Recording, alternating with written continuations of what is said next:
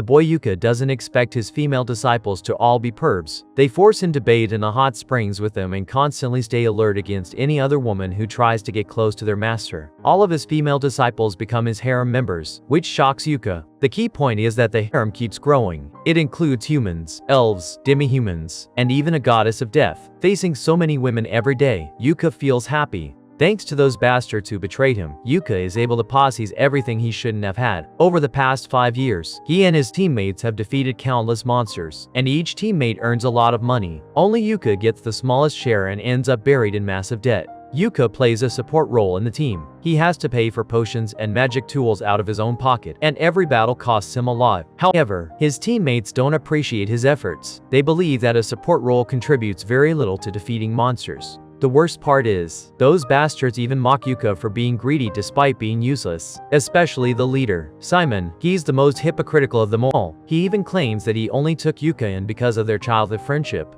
Yuka hates those bastards to the core. He goes to the Adventurers Guild and speaks with a staff member named Mommer, planning to find a suitable team to join. Just then, a girl suddenly hugs Yuka. It's Marina, his sword mage disciple. Lady Luck finally begins to smile on Yuka. He has just lost a bunch of bastard teammates, only to gain a team full of beautiful girls. Rain the Mage and Silk the Dark Elf, like Marina, are also Yuka's disciples. The 3 girls have just formed a D-rank adventurer team. They sincerely hope Yuka will join them, but they worry that their team's low rank might not be attractive enough for him. It turns out their worries are unnecessary. Although Yuka's former teammates are A-rank adventurers, don't forget that they're also a group of bastards. Yuka himself is a B-rank adventurer officially certified by the Adventurers Guild. Challenging low-level quests is easy for a B-rank adventurer leading a group of D-rank adventurers. It is just the perfect setup for Yuka to enjoy adventuring while taking it easy, like a vacation. They soon embark on their first adventure. Yuka takes the initiative and assigns Marina as the scout. As an alchemist, he possesses a wide variety of magical tools, one of which is a magic oil lamp that can reveal hidden traps. His disciples gasp in awe. It's rare for them to encounter such high-level adventurer.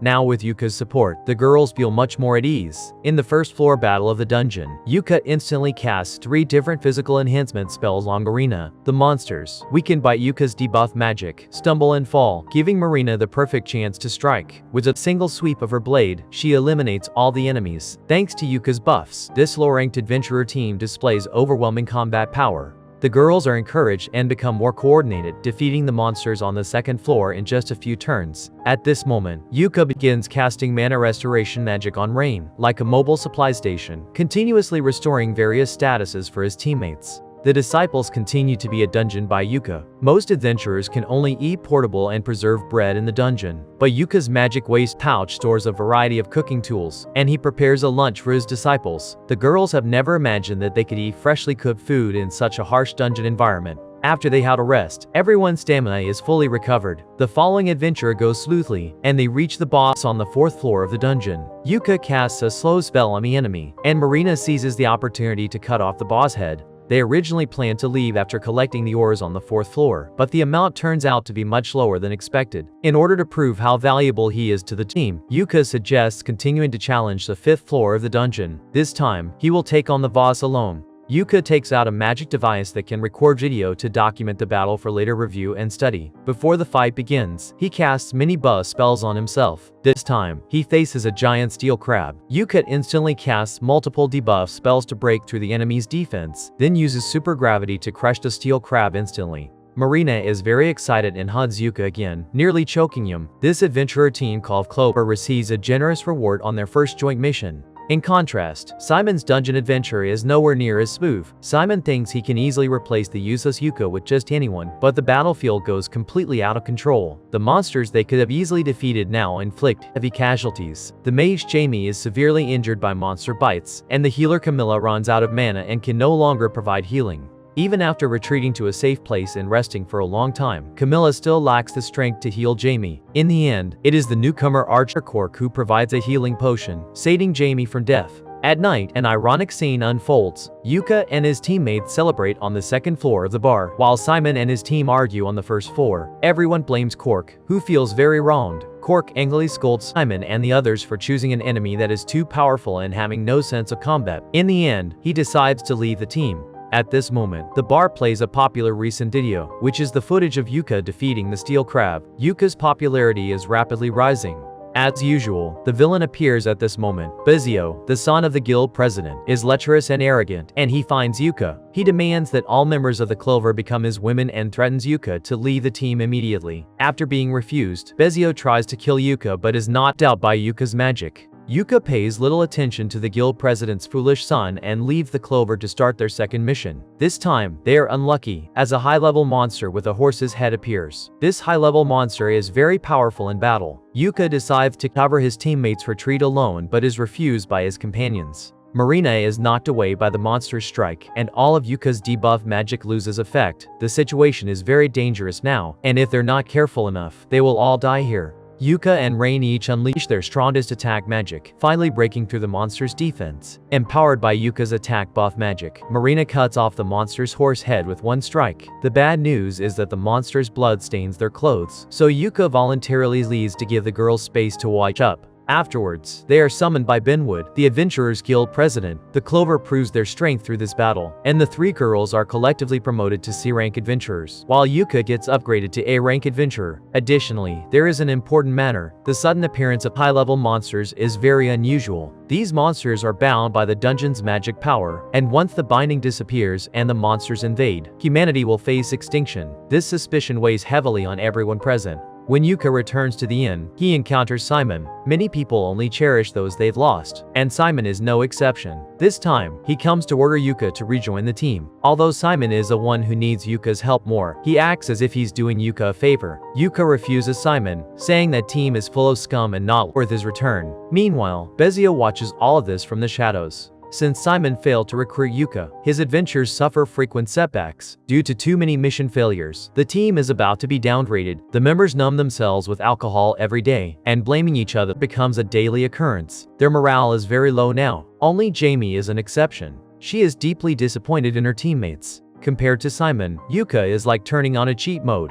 The Clover Adventurer team has recently completed missions frequently, and their savings have become quite substantial. They use the money to buy a villa as their base. Yuka is forced by his disciples to live together. Usually, in cohabitation, the girls are in more danger, but for Yuka, that doesn't apply. To protect his purity, Yuka is considering ordering a custom-made iron underwear. Amid the cheerful atmosphere, an unpleasant event occurs. Simon teams up with several high-level adventurer teams to explore the special class dungeon that Yuka most wants to challenge. Though using the pretext of helping Yuka fulfill his dream as bait, he still gets rejected. Yuka is furious that his efforts are never appreciated, and his disappointment in Simon has become irreparable. 2 weeks later, Benwood summons Yuka. More and more monsters are invading human territories, clearly indicating that something has gone wrong deep within the dungeon. Unfortunately, Simon and other adventurer teams' explorations have been total failures, and some teams have already chosen to withdraw. Benwood needs someone like Yuka, who is good at adapting, to explore the special class dungeon. This mission is even issued by the king himself. To persuade Yuka, Benwood even presents a very precious magic scroll that, once used, can instantly teleport the user out of the dungeon. At this moment, Mama recommends a temporary member, Nene, a ninja girl who happens to make up for Clover's lack of scouting ability. Their exploration goes very smoothly this time. The monsters they encounter are generally not very strong and can be defeated through teamwork. Soon after, they discover a treasure chest. Nene, who became a ninja after starting out as a thief, is skilled in unlocking and successfully opens the chest. Inside, they find not only a pile of gemstones, but also a ring and a black cube. The ring is helpful for mages, and Yuka instinctively helps Rain put it on. Rain, feeling as if she's being proposed to, becomes extremely shy. At this moment, they run into Simon's team. A fierce argument breaks out between the two adventurer teams. Simon tries to claim Yuka's loot but fails. His teammates then begin to launch personal abuses against Yuka's companions, even making racist remarks toward the dark elf. Silk. Yuka is furious and releases a powerful fighting aura, finally forcing Simon and his team to shut up. For now, the heated argument is quickly spread through a magic live streaming device. After the expedition ends, Simon receives a harsh reprimand from Benwood. Numerous complaints have been filed against him, and to prevent a war with the elves, the king himself issues an order demanding strict punishment for the incident. Simon's team not only faces the punishment of having their adventurer licenses revoked but may also be exiled from the country. He cannot understand how things have come to this. He walks alone in the rain, lost in thought. At this moment, Bezio suddenly appears and invites Simon to join forces to teach Yuka a lesson. Yuka is unaware that danger is approaching. He has just unlocked the secret of the black cube together with Marina. It transforms into a katana used by samurai, and the weapon seems to possess a will of its own, recognizing Marina as its master. To test the weapon, the Clover begins their second dungeon expedition. For the first time inside the dungeon, they see the sky, the sun, and a grassy plain. This is no longer a confined space, and it closely resembles the world outside the dungeon. The members of the Clover immediately become alert, as none of them knows whether danger is lurking within the beautiful scenery. Next, they discover a house on the grassy plain. An old woman tells them the sun is about to set and invites them to rest inside for the night. Yuka remains cautious. He knows it's impossible for humans to live inside a dungeon, so he declines the invitation. The next moment, the sky darkens. The old woman transforms into a beautiful woman, and the house behind her turns into a massive castle. Her name is Persephone, and she's known by the nickname Goddess of Death. Persephone has lived for over 1,000 years, taking pleasure in toying with human lives. No one knows the true extent of her power. Realizing the enemy is unbeatable, Yuka promises that after his death, he will serve Persephone as a soul-bound servant in exchange for the safe departure of the Clover. Persephone takes an interest in the young man and accepts the deal. Although the Clover successfully escapes, a mysterious tattoo appears on Yuka's face, which is Persephone's curse. Yuka tells his teammates that he imitated a deal made by the protagonist in a biography with Persephone, which temporarily allows them to avoid the fate of dying. But the problem is not completely solved. They are now trapped in the dungeon and must recover to their best condition as soon as possible before considering an escape route. In this critical time, Yuka no longer avoids its closeness because if anyone gets separated, they could die in the dungeon. So that night, the 5 members of the Clover team sleep together. They overlook the most important thing, which is no one is keeping watch. When Yuka wakes up again, the entire Clover team has already been tied up by Simon. The 4 girls are put to sleep by Camilla's sleeping magic, and Rain is also fitted with a magic device provided by Bezio, which would put her completely under Simon's control. Simon takes out a confession document and forces Yuka to sign it. He tries to prove by fabricating evidence that he was coerced by Yuka into making the discriminatory remarks against the elves. Simon is confident that Yuka will compromise because he now holds Yuka's most treasured companion hostage. If Yuka refuses, Simon will immediately take away Rain's purity. Many times, human nature is far more terrifying than the demons imagined by humans. Yuka has no other choice. He is willing to sacrifice himself for his teammates. Just then, a collapse occurs inside the dungeon, and Jamie uses the magic cube to protect the Clover team. Simon, Barry, and Camilla are seriously injured from the fall. Taking advantage of the situation, Jamie retrieves the magic items and returns them to Yuka, and she also awakens the 4 girls of the Clover team. Yuka intends to use the retreat scroll to leave the dungeon with everyone, but Simon is unaware of Yuka's plan and takes Rain hostage. Jamie struggles with Simon to save her. In the end, the scroll activates forcibly and only takes the Clover team away. The remaining people are surrounded by a group of orcs. Yuka feels guilty for not being able to save Jamie, and at the same time, he really wants to know why Jamie suddenly helped them. Then Benwood brings news that a distress signal from Jamie was detected deep inside the dungeon. Yuka asks Benwood to help get a retreat scroll, insisting he must return to the dungeon to rescue Jamie. Benwood refuses Yuka's request, saying the depths of the dungeon are extremely dangerous and every exploration carries a risk of death. Yuka feels very helpless and has no choice but to first remove the magic collar from Rain's neck. He discovers that the curse left by Persephone contains several kinds of dark magic, and it is precisely by relying on these magics that he managed to break Rain's binding. At this moment, Bezio suddenly appears. He thinks his plan has succeeded and is ready to make all the female members of the Clover team his slaves. However, he gets beaten up and then has a magic collar put on him. Yuka doesn't kill the bastard right away. Instead, he casts a curse on Bezio. If Bezio ever dares to have lewd thoughts about Rain again, he will be burned to death by fire magic. At night, Lucent, the leader of an A-rank adventurer team, finds Yuka. He has always valued his companions. After learning that Yuka is preparing to risk his life again for his teammates, Lucent gives him one of his treasured exit scrolls. After that, the Clover team begins exploring the dungeon once again. They go all out slaying monsters, and each of them shows their best condition. When they finally find Jamie, Simon appears alongside her. That bastard survives thanks to the dark potion given by Bezio, but he's no longer human and has completely turned into a monster. Simon hates Yuka for turning him into what he is now. Just like before, that bastard never reflects on himself and always blames others for everything. A battle between Yuka and Simon is now inevitable, but what happens next is beyond everyone's expectations. Simon's severed limbs regenerate instantly. He has turned into an undead creature, a monster that cannot die. Simon vows to kill all of Yuka's companions as revenge. This makes Yuka realize that everything is beyond saving. To avoid dragging anyone else into this, he must put his childhood friend to death. Yuka infuses his attack with a curse, causing Simon's body to instantly mutate into a mass of flesh. The flesh ball clings tightly to the ground, and Simon is unable to move now. Yuka successfully rescues Jamie, while Simon becomes food for the other monsters.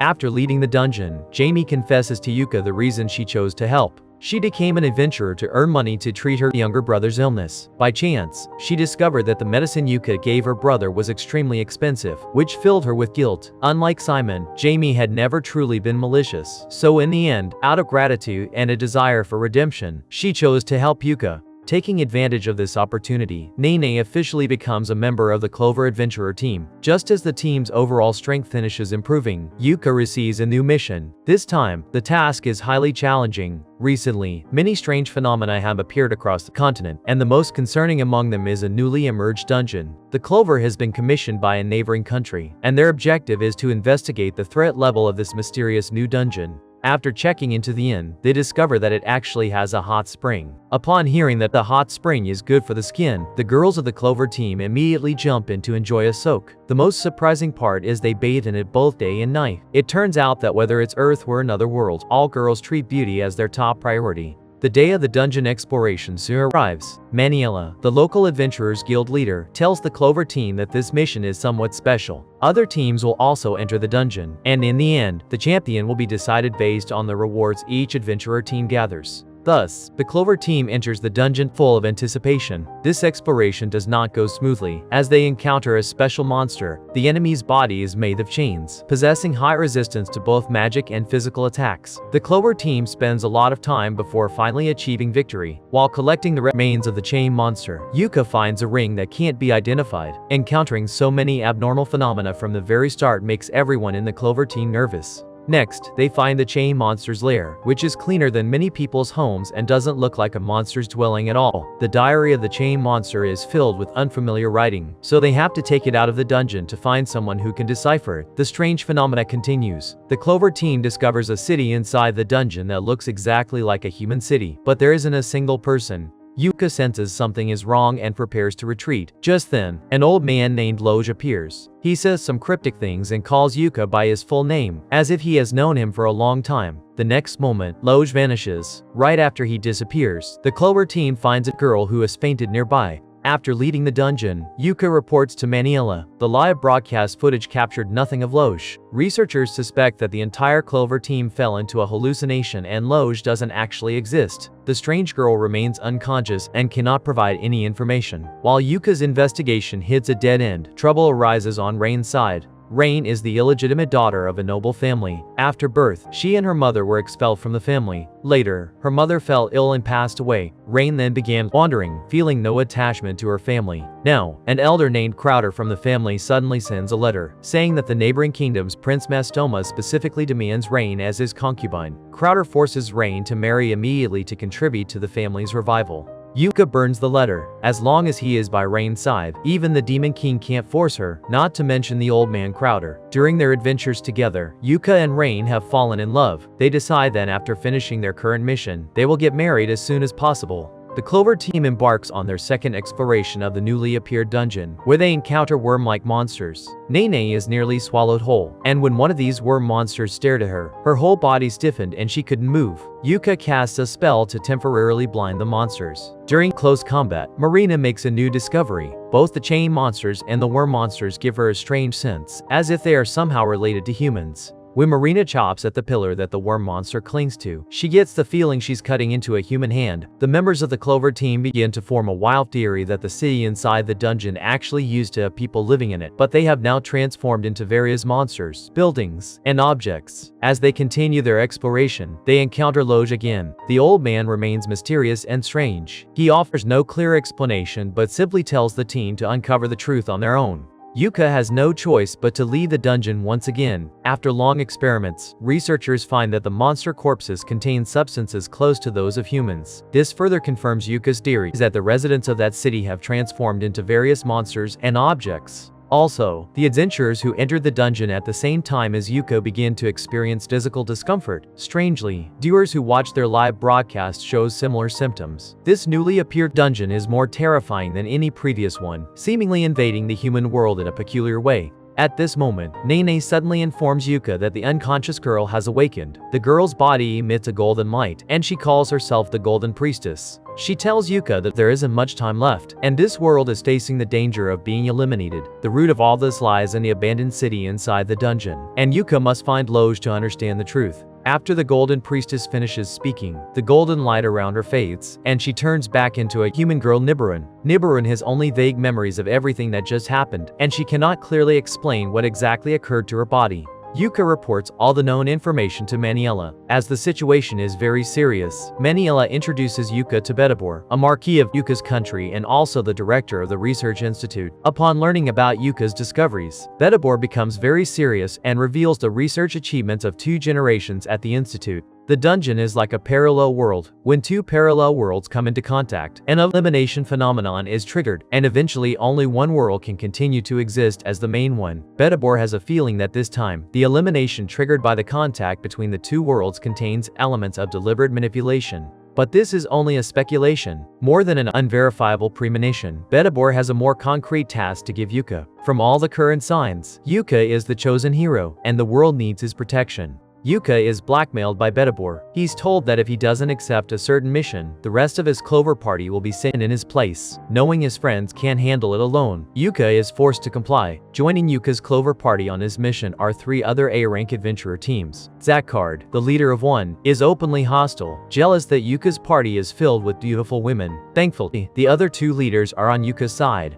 Marona, who leads an all-female party, and Lucent, who once provided Yuka with a valuable escape scroll. Yuka and Lucent agree to team up, with a special focus on protecting a girl named Nibiran. She was once possessed by the Golden Sorceress, and her presence might be the key to their success. Yuka's instincts prove correct. The sight of Nibiran causes a figure named Loge to become surprisingly cooperative, and the massive, sealed doors finally swing open. Yuka and Lucent lead their parties inside, where they discover a library. Within its books, they uncover most of the truth behind the dungeon and decide to report their findings immediately. The city within the dungeon originates from another world, one that was on the verge of annihilation after colliding with a parallel universe. To save his people, the king of that world created a powerful spell to transport them all to safety, but the magic was imperfect, and in the process, every citizen was transformed into a monster. To prevent their own world from meeting the same fate, they must destroy the dungeon. But before Yuka can tackle that, a new problem arises. A man named Crowder attempts to forcibly marry Rain off to a neighboring prince, Mastoma, for political gain. Rain, having no respect for Crowder, teams up with Yuka to send him packing. Before the big dungeon raid, Yuka gets a lucky break. Worried he's overworked, his party members arrange a trip to a hot spring and insist they all bathe together. Yuka, trying to be a gentleman, wears a blindfold, but the girls don't miss the opportunity to tease him relentlessly. The relaxation is cut short by bad news.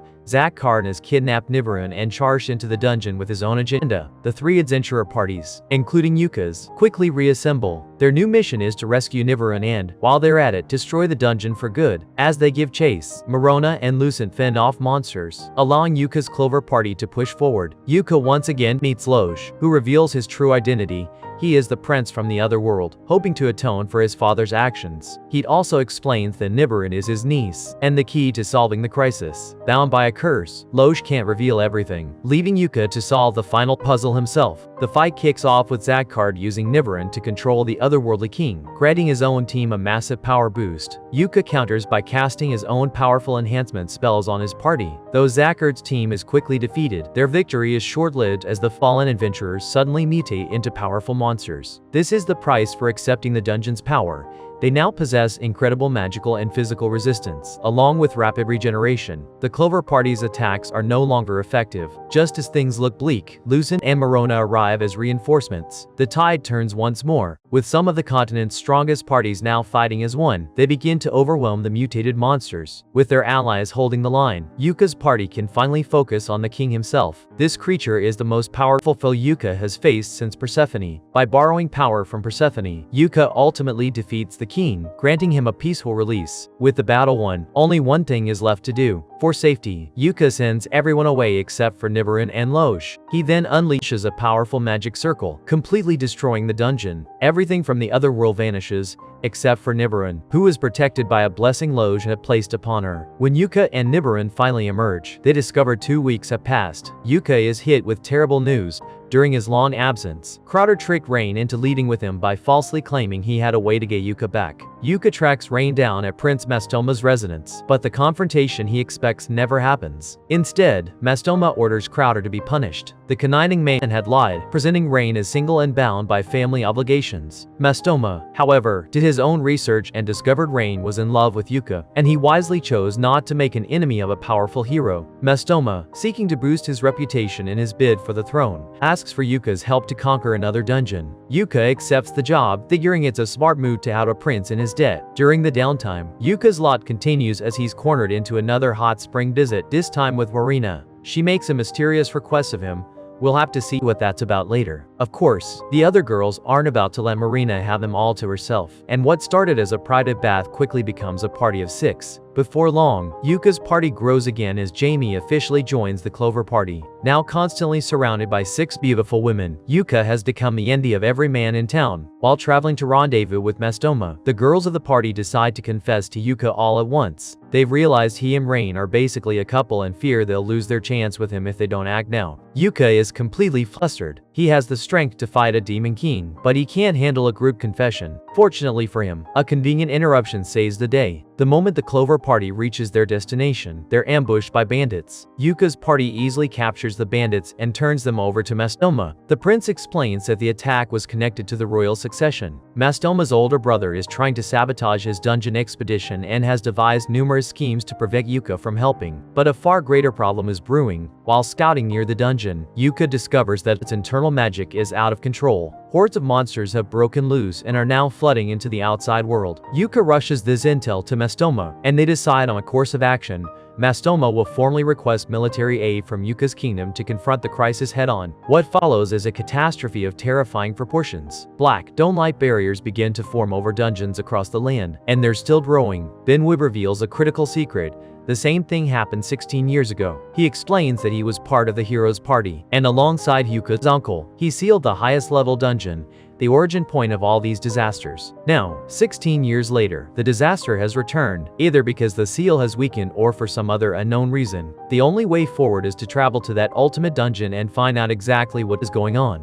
And so, the toughest battle of the series begins. As the party pushes deeper into the dungeon, they're not just fighting off monsters. They're hit with a psychic attack that traps them in an illusion. The illusion preys on Yuka's deepest desires, showing him a world where Simon and all its former teammates are actually kind to him. Fighting back tears, Yuka manages to see through the temptation and break free. He remembers his reality is just as fulfilling. He has a great team and a wife now, and he's truly happy. Yuka's conviction allows him to push forward, and his strength of character starts attracting some seriously powerful allies to his side. Each of these new allies is a hero in their own right, but here, they willingly take on a supporting role to protect Yuka. As Yuka leads the team deeper into the dungeon, a sudden darkness engulfs both him and Rain. Yuka is thrown into another illusion, but this one is a nightmare. He's forced to watch in horror as his own mother is consumed by the darkness. Just as he's about to lose himself to despair, Rain pulls him back to reality. This dungeon is different. It's not just a test of strength, but a brutal challenge of one's mental fortitude. Finally, Yuka reaches the deepest part of the dungeon,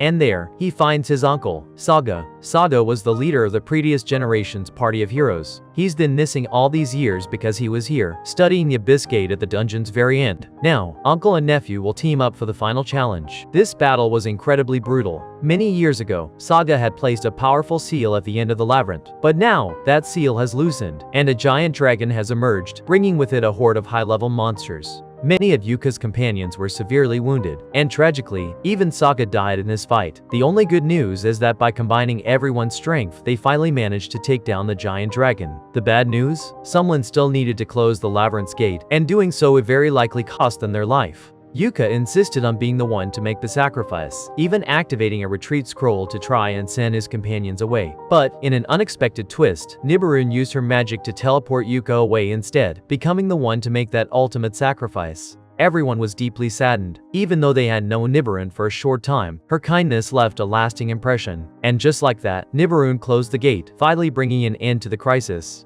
Afterward, Yuka set sail, beginning his harem life with a group of wives. Congrats! You just watched another classic anime review on my channel. This one's a pretty traditional Japanese harem anime, where the male lead gets exiled and then starts his harem life. What makes it a bit different is that the male lead isn't too dumb. It also throws in elements of power struggles, suspense, and sacrifice, so its overall quality isn't completely terrible. It's definitely a decent watch for some casual entertainment when you're bored. Alright, that wraps up this video. Be sure to subscribe to my channel. Loads more anime reviews are here to help you pass the time.